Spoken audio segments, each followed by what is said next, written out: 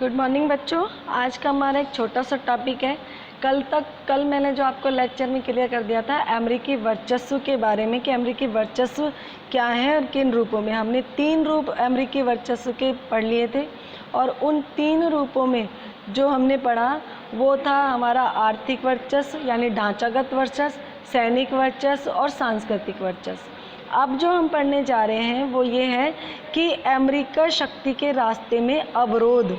ठीक है, अमेरिका का ये जो प्रभाव है, ये जो बढ़ रहा है, इसके रास्ते में कौन कौन से अवरोध हैं, इनको मैं आज आपको एक छोटा सा टॉपिक पे हम बात करेंगे। देखिए, इतिहास बताता है, जो इतिहास है ना वो हमें ये बताता है कि अमेरिका का जो वर्चस्व है, जो अमेरिका है, बहुत जितने भी साम्राज्य हुए हैं उनका अगर कोई पतन हुआ है ना तो वो उनकी अंदरूनी कमजोरियों के कारण होता है। ठीक इसी तरह से अमेरिकी वर्चस्व, अमेरिका के प्रभाव में प्रभुत्व की जो सबसे बड़ी बाधा है वो उसके खुद के वर्चस्व की है, खुद के अंदर की बात है। ठीक है, उसके अंदर के बात ये है कि सबसे बड़ी बाधा वो खुद है, वर्चस्व के भीतर ही मौजूद है, उसके प्रभाव के अंदर। अमेरिकी शक्ति की राह में 3 अवरोध हैं जो अमेरिकी शक्ति को, प्रभाव को कम करते हैं। ठीक है, 11 सितंबर 2001 की घटना के बाद के जितने भी साल आए, ये व्यवधान, ये रुकावट एक तरह से निष्क्रिय जान पड़ते थे, लेकिन धीरे धीरे फिर से प्रकट होने लग गए कि अमेरिका के क्या प्रभाव पड़े हैं।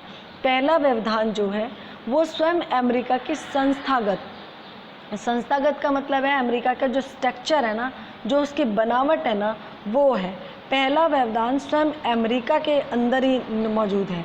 देखिए, अमेरिका के अंदर शासन के 3 अंग हैं और तीनों अंगों के बीच में शक्तियों का बंटवारा है। शासन का 3 अंग हैं और उन तीनों अंगों के बीच शक्ति का बंटवारा किया गया।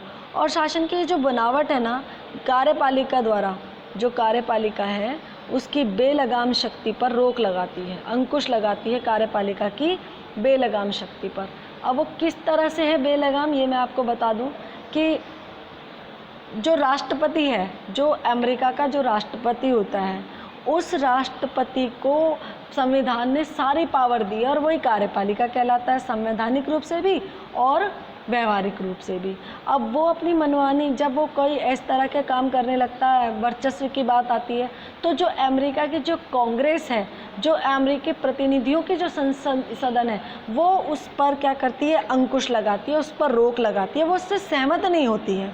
ठीक है ना, कार्यपालिका जो कि मनमानी पावर यूज़ करना चाहती है, अमेरिका का जो राष्ट्रपति जो मनमानी शक्तियों का प्रयोग करना चाहता है, उस पर अंकुश लगाने का, यानी परमिशन नहीं देती वहाँ की कांग्रेस ऐसा करने की।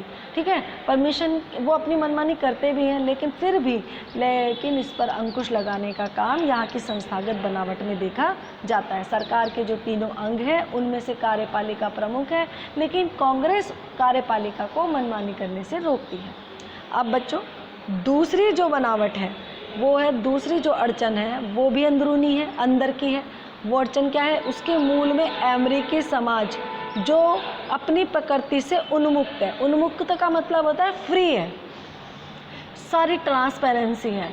अमेरिका में जनसंचार के साधन, टीवी, टेलीविज़न, मीडिया जितने भी हैं, वो समय समय पर क्या करती है, वहाँ की जनता को एक ख़ास दिशा में मोड़ने का भले ही कोशिश करती रहती है, उसको समझाती है, बताती है, उनके व्यूज़ बनते हैं। लेकिन अमेरिका के जो राजनीतिक संस्कृति में शासन के उद्देश्य और तरीके को लेकर गहरे संदेह के भाव भरा है। हालांकि वहाँ की जो मीडिया है ना, वो जनता की एक व्यू बनाती है, जनता की एक सोच बनाती है, जनता को एक दिशा में मोड़ने की कोशिश करती है। लेकिन जो अमेरिका की जो राजनीतिक संस्कृति है वो शासन के उद्देश्य और तरीकों को लेकर कि सरकार कैसे काम कर रही है, ये हमें पता है या नहीं है, उसका उद्देश्य क्या है, इनको लेकर लोगों के मन में संदेह का भाव भरा रहता है। अमेरिका के विदेशी सैन्य अभियानों पर अंकुश रखने की बात, मतलब अमेरिका अपनी मनमानी करके जो विदेशी सैनिक अभियान करता रहा है, उन पर रोक रखने के लिए यह बात बड़ी कारगर भूमिका निभाती है कि जनता की सोच क्या है और जनता क्या चाहती है। ठीक है ना, तो ये अब जनता को पता होता है क्योंकि वो उन्मुक्त समाज है, तो ये चीज़ भी अमेरिकी से मीडिया जो जनता को अवेयर करती रहती है, इसलिए वो कि सरकार है ना, जनता उसको मानेगी नहीं मानेगी, जनता के काम को संदेह की दृष्टि से देखा जाता है, ये इस चीज़ पर रोक लगाती है। बहरहाल अमेरिका की जो ताकत की राह में मौजूद तीसरा व्यवधान सबसे ज़्यादा महत्वपूर्ण है। अंतर्राष्ट्रीय व्यवस्था में आज सिर्फ एक संगठन है जो संभवतः अमेरिका की ताकत पर लगाम कस सकता है। अगर अमेरिका की बढ़ती हुई ताकत पर अगर कोई लगाम लगा सकता है ना, तो अंतर्राष्ट्रीय क्षेत्र में एक ही संगठन है, और वो संगठन खुद नाटो है। नाटो के बारे में मैंने आपको बताया, नाटो 12 देश हैं, इसके अंदर अमेरिका का 12 देशों का सैन्य संगठन है जो कि शीत युद्ध काल में बना था और अभी भी कायम है। नाटो अर्थात इसकी फुल फॉर्म है उत्तर अटलांटिक ट्रीटी ऑर्गेनाइजेशन, ठीक है। ऐसे 12 देशों का संगठन जो सैनिक संगठन है, वो संगठन में जो लोग हैं वो लोग चाहते हैं कि अन्य देशों के साथ ऐसे संबंध बने जो उससे उनको लाभ हो, और अगर अमेरिकी सरकार, केवल अमेरिकी सरकार उस देश पर हमला करती है तो इन 12 देशों को उन देशों से कोई लाभ नहीं मिलता। इनका हित, बड़ा हित लोकतांत्रिक देशों के इस संगठन को कायम रखने से जुड़ा हुआ है कि ये संगठन किस तरह से अपना हित जोड़ के रखेंगे इसके साथ। तो लोकतांत्रिक देशों के इस संगठन को कायम रखने से जुड़ा है, क्योंकि इन देशों में बाजार मूलक अर्थव्यवस्था चलती है।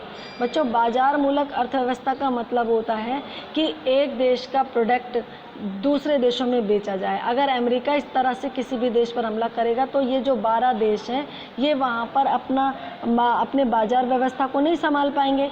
इसीलिए नाटो नहीं चाहता, अमेरिका अगर कहीं हमला करना चाहता है तो अमेरिका के जो साथी देश हैं उसके वर्चस्व पर अंकुश लगा सकते हैं, ठीक है। तो ये 3 व्यवधान हैं जो अमेरिका के अंदरूनी व्यवधान कहे जाते हैं, जो अमेरिका की बढ़ती हुई ताकत को रोकने का काम करते हैं, और तीनों ही उसके आंतरिक कारण हैं, ठीक है। तो ये छोटा सा टॉपिक है अमेरिकी रास्ते में अवरोध। यह टॉपिक अपने आप में एक अलग टॉपिक है। ये क्वेश्चन भी यही आता है कि अमेरिकी शक्ति के रास्ते में कौन कौन से अवरोध हैं। ओके।